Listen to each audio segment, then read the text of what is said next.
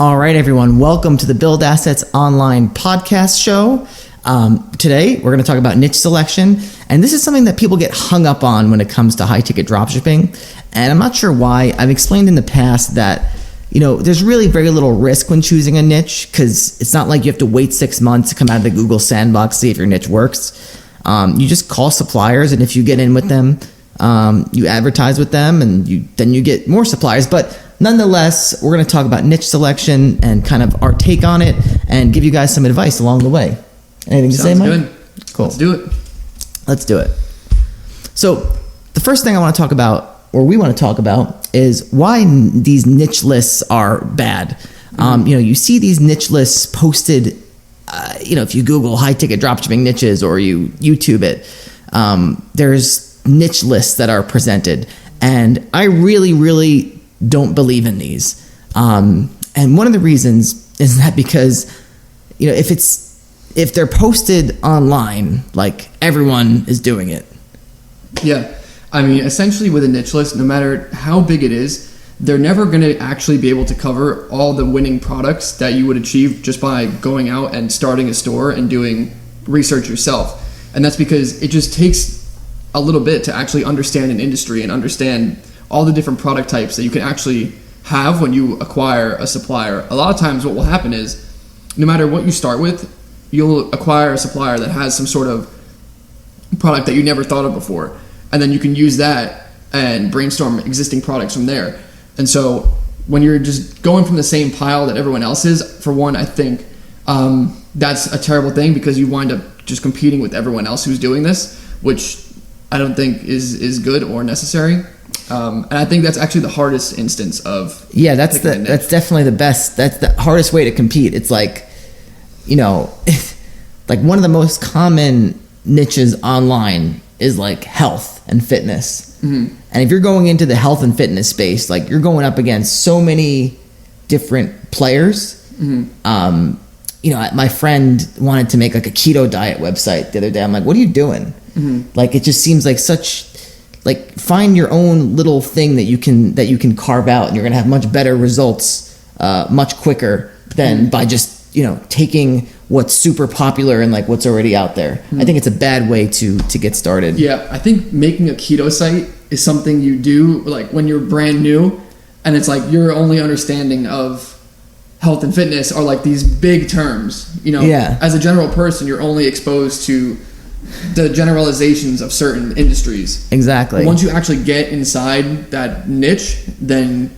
you learn so much more, and you can see all these other products that are available. And I think that's happened probably every single time we've made a store.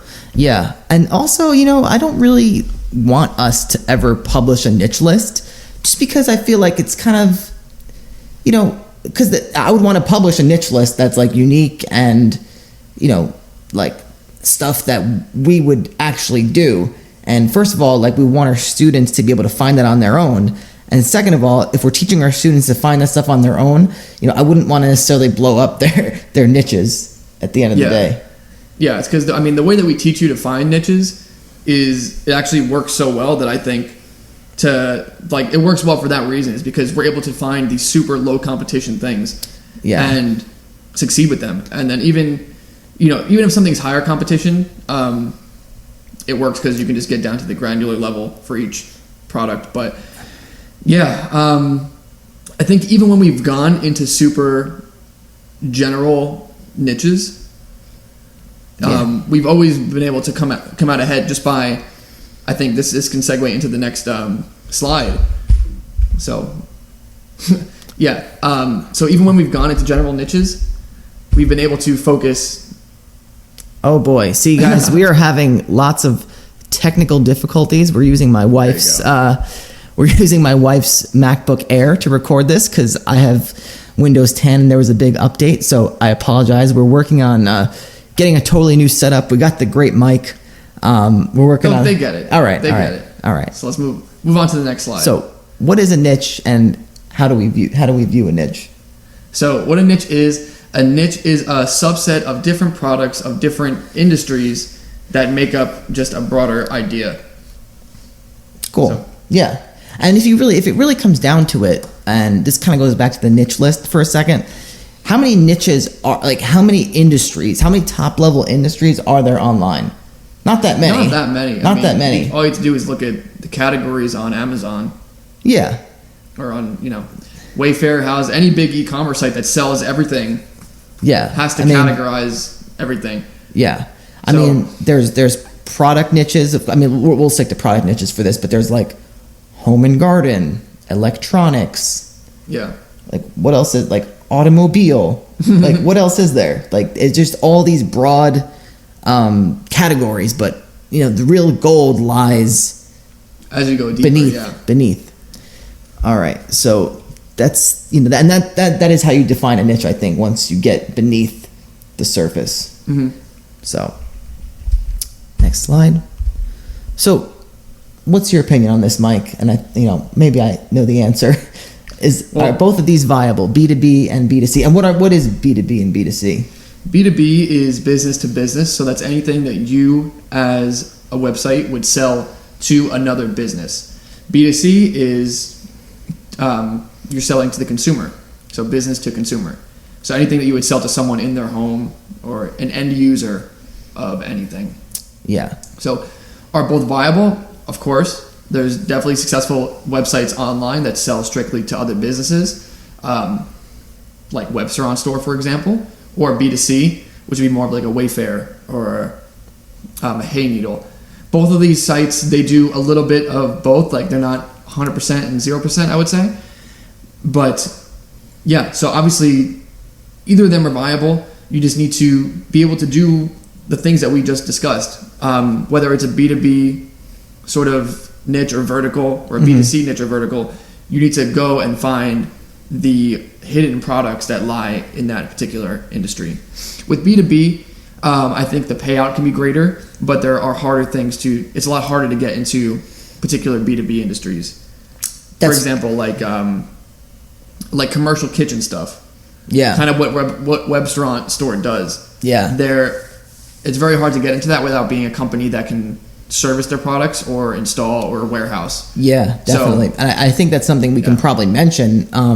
That's sort of a niche that we've tried to get into on several instances. Several like different subsets of that niche, and it's really difficult. Like you said, it's equipped for, I think, like you said, like people who are doing installs and stuff like that, and repairs, not necessarily for internet. I just think it hasn't even become an internet industry. It's so non-internet based. I mean, when we've gotten in with that one B2B supplier that you were working on for a while, and they sent us like 10 books, 10 packets of products. Yeah, they didn't have an online catalog. No Excel sheet, nothing. Yeah, no online pricing. So this is what you're working with, and it makes your job extremely difficult. Yeah. So as a beginner, I certainly wouldn't recommend it. If you're able to build out a team that can actually process that and handle it, it would take a lot of focus and a lot of hours, but the reward could be there. Yeah. But I think with B2C, obviously pretty much all of it is online now. But then you run into more products that are more low priced and say higher competition. Yeah. It's definitely viable, and you can definitely sell high priced B2C items. Yeah. But it's just more to sort of sift through. I think with the B2B stuff, I think there is room to actually if you're so inclined to carve out your own path, if you're willing to kind of work through some of that B2B? stuff. Yeah, with B2B. Yeah. But again, I don't think it's beginner friendly. I think we've probably gotten in with suppliers like this in the beginning, and we just totally didn't bother with doing anything with them. Yeah. Because it's just so daunting to have to go and go through, manually sift through catalogs and stuff. And think about how much better we are now at product uploads. I mean, we basically have like a full-time product upload team. Yeah. And I think our processes for it are pretty good, but it's still daunting to go ahead and list all these products, and then even at the advertising level, it's very difficult to get hit with like a supplier that has like 1,000 or like 10,000 SKUs. For sure. And then you have to figure out what works. For sure. Like one more point. Go ahead. So with B2C, a lot of times they're if you can get in with a good B2C supplier, a lot of their catalogs are much more manageable. Like, yes, I think historically, when we've gotten suppliers that have catalogs, say under 25 or even under 50, like under 100, I think is manageable. Under 50 is even better. And then I think the less and less you get is essentially better, because think about all the like reputation a particular brand has. Yeah, It's basically concentrated into those products. It's like when you go to a restaurant and like the menu is like 6 items, like you know those 6 items are going to be good. Like when you go to the diner and there's like 1,000 things on the menu, like it's like you don't know what's their good thing. You got to ask the waitress like, oh, what's good here? Yeah, and then you get a tuna sandwich and then it's terrible. But so it's like that. This is a comedy podcast as well. So if you can have a brand that has all of their reputation and authority just concentrated into 5 products, then you can go, all out with dominating every single one of their products. Yeah. Next slide. Well said.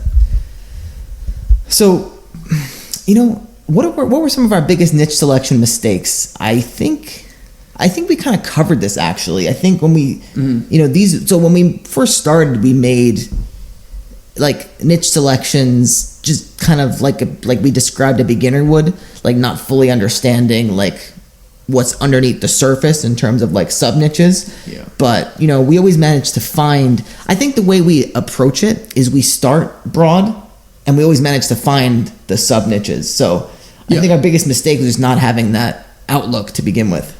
Yeah, and I think it's not a bad mistake to make, because I think it's all a part of gaining that personal experience. Like, even though, in our course we have lessons as to how to go and find niches, like you're not going to actually understand it really until you do it. And you definitely get better and better at it. So, I think it was just a necessary part of the process. And even if you're like, so for doing kitchen islands, if you select kitchen islands, right? You can still make sales off of just a general kitchen item product. Yeah. It may be a little bit harder. There may be more competition. It may be harder to make sales off of branded terms, off of generic terms. But if you start doing something more long tail, so for example, like marble top kitchen island. Yeah. Now there's less competition. Yeah. And so now you naturally have these more long tail products. And then you make money off of those. So I think what you're trying to get at is in the broadest sense of everything is that kitchen islands is a bad niche. Marble kitchen islands is a good niche. Yeah, you could say that. Yeah. Just to make it easy for people to understand. I mean, that's kind of... Yeah. It's painting with a broad brush, but... Yeah, there's definitely like a sliding scale of... Yeah. For kitchen islands, in general, that's a very, very popular thing. Everyone has one in their home, for the most part. So the popularity of that particular thing is going to be so high that there's going to be so much competition. Yeah. So you kind of need to break away and have like some modifier to it. Yeah. And then you may even need to go a level further. Gold-plated marble kitchen island. Yeah. Or, 48-inch. There you go. 48-inch gold-plated marble kitchen island. You're going to be converting like crazy from that if you have that. Yeah, exactly. Or there are some things where that particular industry is so small that just by having found that type of product, that's all you need, because there's so little sellers. So I think the biggest mistake you can make would be not hitting either of those points. Yeah. Not hitting the long tail on a super popular thing, or not finding that sort of diamond in the rough product. Well said. So, I think we just kind of covered this, but long tail niche selection, when you choose a niche, don't choose a long tail niche, like we've been saying. but sell in the long tails. So pick broad, sell long tail. Am I right? Yeah. And I think the example we just had went over it well, but I think it's important to point out that long tail does not mean how long the term is. Okay. It means in the general bell curve of searches, in the long tails of the bell curve, there are these low competition, low search volume sort of options, searches, and there's just like an infinite amount of them. So you can have a 3-word long tail, I think is the point. Yeah. Or even 2 words. You can have a 2-word long. That's kind of funny. Yeah. No, because people throw around these words like long tail, keyword, and all that stuff. But I think we've never actually talked about this. But I think you actually make a great point. Is that you could have a 2-word long tail. Yeah. Like pink kitchen or pink. Well, this is 3 words, but come on, cut me some slack. Pink kitchen island could be a long tail. Or pink kitchen. Pink kitchen. I mean, no one even. I don't know what that means necessarily, but like. Yeah. Most people probably are not thinking about pink in their kitchens. No. So, in general, there's going to be less people trying to occupy that space in internet real estate.2 But, I'm learning some stuff myself today on this podcast. Okay. So, I think we've kind of, many of our students, when they get in our course or they just email us, and they always ask the same question: should I care about search volume? Should I care about search volume? And I think the answer is no. Because, first of all, Google doesn't have all the data when it comes to search volume. I mean, they have the data, but they don't provide like the complete data set in terms of like searches per month. Like, that's just a fact. Yeah. One reason being, of course, is that they don't, when you look at one keyword, you're doing keyword research, Google's not going to give you all the variations of that keyword. Mm-hmm. So, pink kitchen's got a lot of variations. In our own personal experience, when for one of our content sites, you told me that you made a particular article. It had estimated 10 searches a month. Yeah. It was a pretty expensive item. Do you know what I'm talking about? Sort of. There's a lot of it. I mean, this happens all the time. Yeah, but then it gets hundreds of visitors a month. Okay, I thought you were talking about something different. But yeah, but I mean, as in general, this happens. This happens all the time. Google will say that particular search has 10 searches a month. Yeah. You put out the article, and then you get hundreds of people to it. I don't even want to say that information comes from Google. It comes from like third-party keyword research tools that might get some of their information from the Google advertising platform and other places. Mm-hmm. But just even in my own experience of using like Google Keyword Planner and looking at, say, a particular supplier or a particular type of product, it's no determination on how your product is going to convert, the type of traffic it's going to get. You just don't know. Yeah. Because especially when it comes down to e-commerce and Google Shopping and just the way that people shop, there are so many long tails, and like the market defines itself. You don't really know exactly what is selling until you see people searching for that particular term, clicking on it, Yeah. So you really have no idea where you stand until you actually start running ads. Yeah. I think that's the truth of the matter. Because I mean, who even cares about search volume if you're not going to convert? Yeah, exactly. I mean, it's a pointless metric to look at. And when you're selling high ticket items as well, say you have a product upload that takes you 5 minutes, and you're making like $300 on a sale more, and you sell one of those in the whole year. Mm-hmm. But obviously you have more products than that. But the point is that all you need is one sale to get a huge return on your time in and it costs you nothing. Yeah. Whereas say you're doing this for, content. You can publish an article for $40, and if nothing happens with it, oh well. Yeah. So it's a similar price. You have to wait longer to see what happens. Say with Amazon FBA, you make the wrong choice in terms of market demand, and you order too much inventory.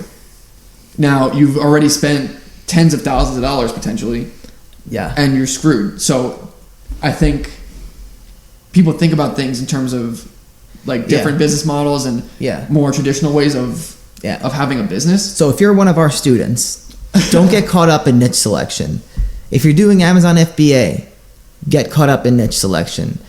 If you're making a content site, get caught up in niche selection, because the wrong selection is a big problem. Mm-hmm. With high ticket drop shipping, you can tell in a month. You could tell quickly, and it doesn't cost you much, if anything, at all. Yeah. So as long as you're being conservative, and again, you're not getting a supplier that has 10,000 products, you upload them all, you just start running ads, and then you're just spending out of control, and you don't know how to handle that many products, at a ad level. One of the first things I did, talk about biggest mistakes. I made a low ticket dropshipping store as one of my first ever internet marketing ventures. Like before we, I don't really remember the time frame, but I was selling like dog collars or something, and I fired up Google AdWords, and I was like $20 on dog collars. Let's go. I didn't even know what I put in, but I thought for sure if I sent $20 at it, I was gonna make a sale. I didn't make a sale. Yeah. Was it Google or was it Facebook? No, it was Google. Oh, it was Google. Funny. Yeah. That's funny. Yeah. Yeah. I mean, even when I started out as well doing Google AdWords, like if you remember, like back in the day, the first thing I ever did was I went out and I got that Google Ad certification. Oh yeah. Did you ever get that? Yeah, I did it. I mean, it's just a test you do online. But even after I did that, like I tried running Google Ads for like a local business, and I had no idea what I was doing, and I just wasted their money. Yeah. So what do we say? You better spending your time in the business. If you can learn the business without losing money, then you're winning, because you're gaining the knowledge, you're gaining the experience while being compensated for it. I think there's only so long that you could lose money. Yeah, and I think there's only so much that you can learn without like actually being in it. Yeah. Like there's no way around it. You have to get in it. You have to do it. You can learn everything there is to know, but you don't know it. Even, I guess we can make this announcement right now about how we're trying an FBA product. Yeah. With someone. And so when working with this person, we're fully prepared for, like before we actually get the product in, anything could happen. We don't really know. We're just waiting to kind of get in there and get the experience and sort of, iterate. Yeah. Just try things and actually see in real time how we get feedback. But he's like consuming content like crazy. He's getting all worked up. Like he's going through highs and lows. Let's just see. Yeah. This individual, for a little bit of context, he's a great guy. We love working with him actually. But he's got like a programming background. Yeah, very intelligent. Extremely intelligent. I think is a voracious consumer of content. Yeah. Whereas I think and many people are like that. They're voracious consumers of content. Mm-hmm. And many people who only do that, they never apply the content. They just consume it. Mm-hmm. And I think an important distinction is, we're willing to consume a little bit, see how it digests, you know what I'm saying? Yeah. We'll consume a little more. See how that feels. Yeah. And optimizing a little bit along the way. Yeah. But it's like you gotta, you're. But I think before you've actually had the dopamine spike of success with online business, consuming content is the only way to get it. Yeah, that's true. That's true. Yeah. So it's like you have to, when you go out and you take action, it feels terrible taking action sometimes. Yeah. What's funny? There's a lot of resistance to it. Yeah. What's funny is I actually hate consuming content now. Yeah, because you have to reverse that pattern. Because Yeah. once you've actually had like real wins, and you, I think, see how much harder they are to come by, or Yeah. see like how quickly your mental state will like fade back into being like, fuck, is this gonna work? Then it's hard to like once you've actually been able to experience consistent online business success, then you don't need the high from consuming content. Yeah, I mean, it doesn't actually feel like much of a high when you consume. Yeah, it feels hollow. It feels like fake. Like I'm not even gonna entertain the idea of like getting a dopamine spike out of this. Another chart I'm looking at online. Yeah, or something I'm gonna have to do now. You know? So whereas when you're newer, it's like the possibilities. They give you like a rush. Yeah. And I think it's about being able to balance that inner spark of all the possibilities, and then going out and grinding through it and taking action on them, and then seeing how that feels, and eventually turning that momentum into just your daily life. Someone I don't know where I heard this, but someone said that your brain gives you a reward when you think about doing something. Yeah, like it 100% does. It 100% does. So I think that's called the reticular activation system, but I don't know. I don't know either. Look it up. But yeah, go look it up. All right, so we're gonna wrap it up here, guys. I think we've kind of said everything that needs to be said with niche selection. I hope you guys got a lot out of it. This podcast has been sponsored by our free course, which is in the description. Go check it out. Sorry for any technical shortcomings that this podcast had. We're working on it. Next time it will be better. Yes. Eventually. What did you say the other day? You said that I never realized it would be so hard to record stuff on the internet. It's hard. It is. It's hard. You really got to spend time and like experimentation into the setup. It's crazy. Yeah. And my computer is doing a Windows 10 update right now. What can I do? It won't go on. So I'm using my wife's laptop in her office. What do you want from me? We're getting there. We're bringing the content either way. So hope you enjoy it. Yeah. And we'll see you next time. See you next time, guys.